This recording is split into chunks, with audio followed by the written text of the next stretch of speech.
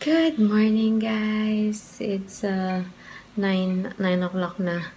And it's a holiday today. Happy Vesak Day kung nagsi-celebrate kayo. It's a Buddhist holiday. Anyway, palpak na naman kami. Di ba nga dapat today kayo magsisimba. So, chinek ko yung mass timings. Usually kasi pag weekday, merong simba sa umaga, may simba sa hapon. Pero pagka holiday, isa lang yung simba, which is 8:30. Siyempre, hindi na kami abot. 9 o'clock na. Ay, nakakainis. Dapat kagabi, chinek ko na. Ewan ko ba? Kasi alam ko talaga, merong simba sa hapon, 6 o'clock. So, wala na naman. Sorry. So, kaya muna kami breakfast. Para may iba naman, hindi mo lalabas. Nakakapagod.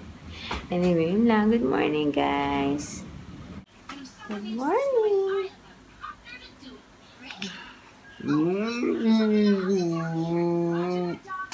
How about Zeb?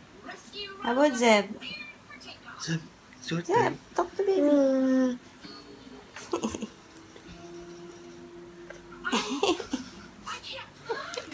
Good morning. Good morning.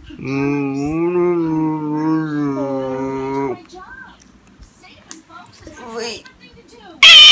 Bakit ka na naman dyan, Daddy? Napapakit na naman yung isa dito. Hey! Hi, Daddy! Nakalimutan ko pala kahapon nagpapag-greet si Rhea Flores. Say hi to Rhea. Rhea, hi. Taga dito siya sa may Yochukang. Ang layo niya eh. Hi, Rhea. Sorry, nakalimutan ko tayo greet kahapon. Anyways, syempre si Zeb, sanay na lumalabas. So, hindi na mapakali sa kwarto. We are now going to the playground. It's 10:40. Ingat. Doon sa playground, malapit sa grocery. Medyo malilim pa. Kaya, let's go. Grabe ko malilit ako eh. There he goes. Okay, is Daddy's turn na maghabol sa playground. Yan o, yan yung tunnel na pinapasok ko. Hirap-hirap.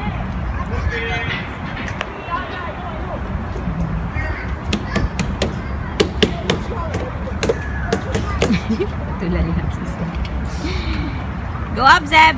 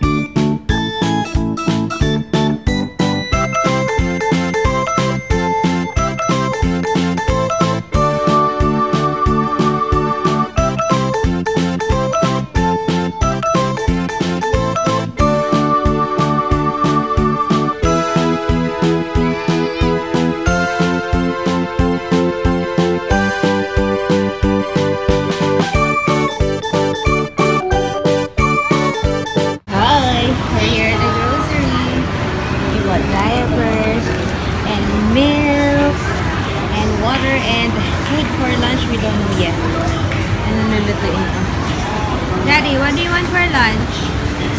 Any request? Huh? something. Yun ang mahirap eh, anything. Hi guys, we're home.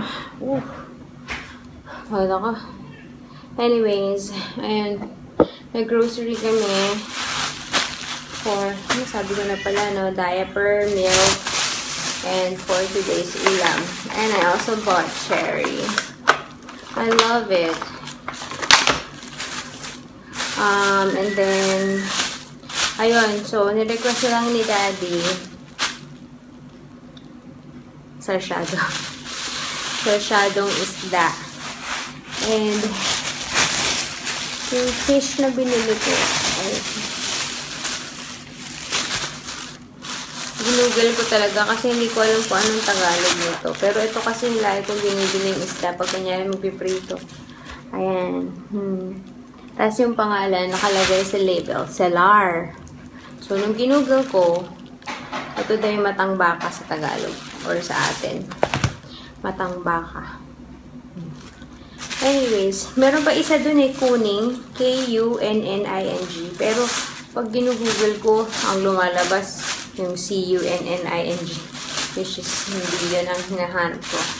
Pero, anyways, kasi almost the same sila ng itsura eh. So, sabi ni Daddy, i-dinner na lang daw to, tapos kumain na lang sa labas. E, tinatamad nga ako, lalabas na naman kami. Sabi ko, hindi, lulutuin ko na ngayon. Lunch and dinner na, naiihi ako. And then, ayun, ewan ko kung gagala kami. Kahapon gusto kong gumala, pero parang wala akong energy. Ngayon, sabi ko, sayang naman yung 3-day weekend, or yung long weekend. Although, umalis kami nung Sabado, pero sobrang saglit lang. Kumain lang talaga kami, tas konting ikot uwi. So, hopefully, makalabas kami today. Let's see. Si Daddy hindi pa nag-buy. Hindi pa niya nalalaro yung gitara niyang binili na 2 weeks ago na ba yung gitara niya? Eh, kasi, makakagitara lang naman yung kapag tulog si Zeb. Eh, kas mag-iingay siya. Sabi ko, yung bumili. Anyway, gusto niya yun. So, magluluto muna tayo, guys. Okay? Okay, guys. Lunch is served. Inayos ko para naman for Instagram picture maganda.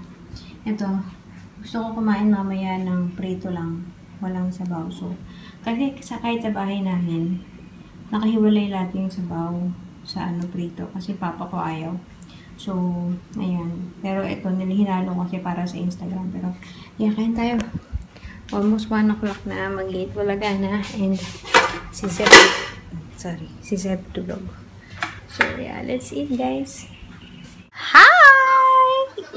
Brushing your teeth. We're done eating. Now, actually, nauna naman talaga ako kumain. And then si Daddy. And then naligo ako. And nagising si Zeb. So, pinakain na rin. And there's Daddy! Hi, Daddy! So, ayun. It's 2 o'clock. And we're watching it. Uh-oh, are you hiding?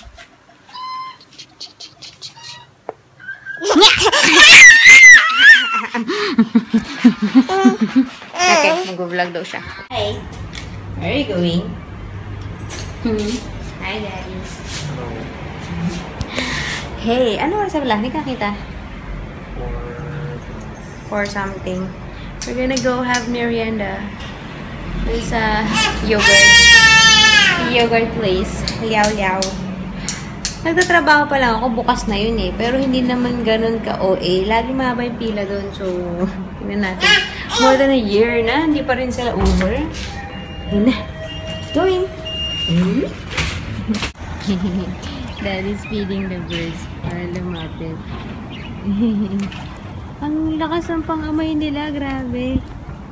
Say hi to the birds, man. Whoa.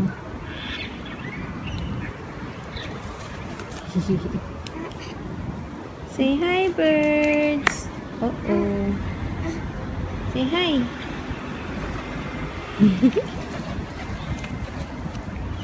Lagay mo sa kamay ni Zeb. Enjoy si Zeb. Kalapati to, di ba? Pero merong notice dun sa elevator na magkakaroon ng parang pigeon control eklavu. Kasi sobrang dami na nila. Ba't kaya dami nila dito? Say hi to the birds, Zeb! Look! Bird watching, para ka nasa Milan. Kalapate rin ba yung Milan? Mas marami pala doon. Come on, let's go! Yay!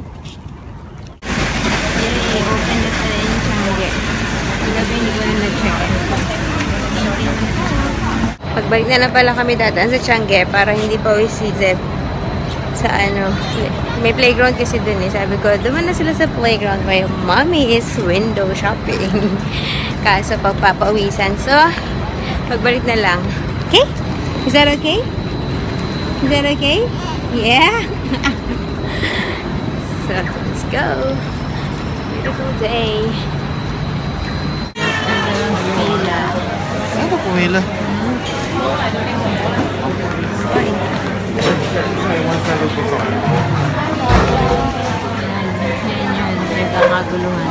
Here is my order. Ano lang, small with 2 toppings. Yung toppings, isang yung lotus, yung biscoff, saka isang, hindi ko alam nakalagay doon, Filipino white biscuit. Hindi ko alam kung ano yun. So, ayaw ni Zeb, nakasiman siya. Hi! Dito kami sa McDonald's. Dito gusto ni Daddy mag-merienda siya. I'm having Auntie Anne's pala. Zeb and I. And then he's gonna have the corn also. And ayun yung Changian. So habang nagkumakain sila Daddy, nag-ikot ako. Okay. Yay! Pit stop! The playground. Drive the wheel! Let's go under here. Hindi, actually, tama lang. Make some sticks.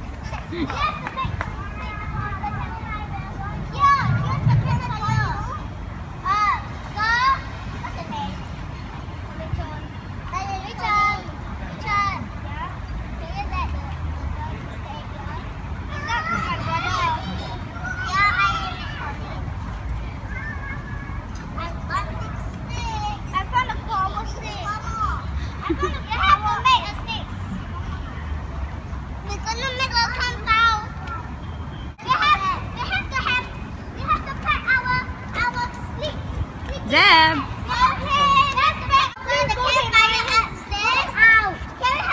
Zeb! Zeb! Let's have a campfire. Zeb! Zeb! Uh-oh.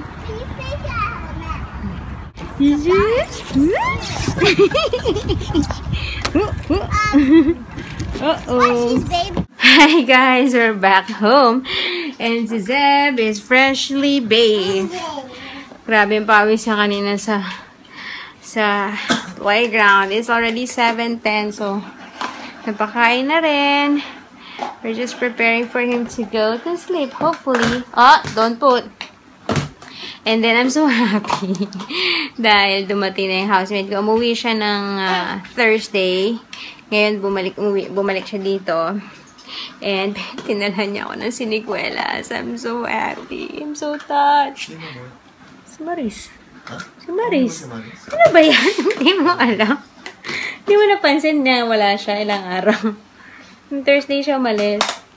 Tapos yung siniguelas pa is S. Ano lang, pitas lang sa puno ng kapitbahay nila, Daddy. Kaya, ang saya-saya.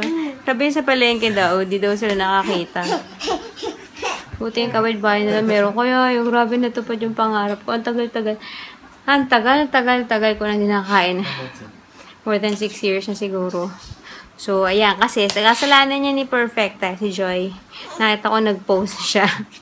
Nakalimutan ko na yun. Actually, naalala ko yun nung April na nasa Pinas pa ako. Pero alam ko talaga kasi, every May siya.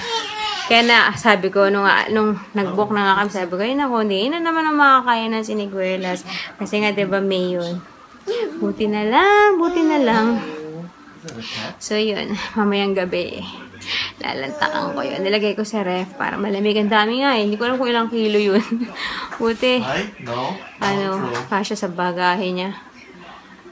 Oh, hingal ako. Anyways. Ayun. Mamaya-maya na tayo kain, Daddy. Medyo busog pa. Pero si Zeb kumain ulit eh. Kahit nagmerienda rin siya eh. Huh? Oh, naghahanap na ata ng gatas to. Bihis na, bihis na. Put powder first. So, see you guys later. Here. Hi guys! I think it's time to end the vlog para mag-lights out na kami dahil si Zeb ay I can see from his eyes that he's sleepy. Tsaka siya na mismo yung kumuha ng gatas. Hindi naman niya kinuha from the ref. Kumbaga, inabot niya yung bote kasi wala nang laman. So, ayan. Napatay ko na yung ilaw, guys. Ano pa lang, magsi 7:40. Mamaya na kami kakain. Sinabi ko na yun kanina, but yeah, FYI. Good night, guys! Hindi ko alam kung mahaba yung vlog ko today. I'm sorry. Kahapon din, iksi na vlog ko. Kasi nga, stuck na kami sa bahay.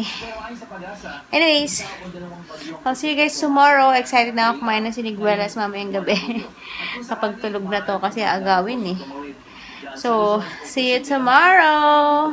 I hope you had a good Monday. Ano na pala, no? Back to school na yung mga bata sa, sa Pinas. Anyways, ayan. Bye! Good night! Say bye-bye. Good night, guys. See you tomorrow. Bye, guys.